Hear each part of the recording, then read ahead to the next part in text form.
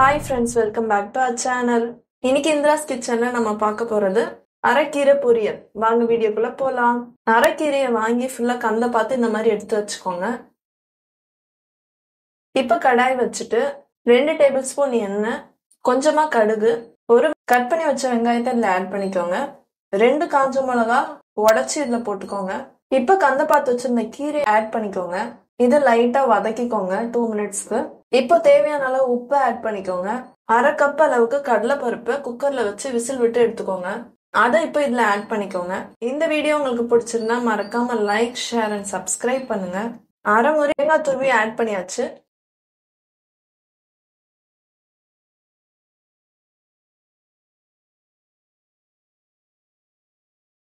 அரைக்கீரை பொரியல் ரெடி ஆயிடுச்சு. நீங்களும் ட்ரை பண்ணி பாருங்க. நெக்ஸ்ட் வீடியோல பார்க்கலாம்.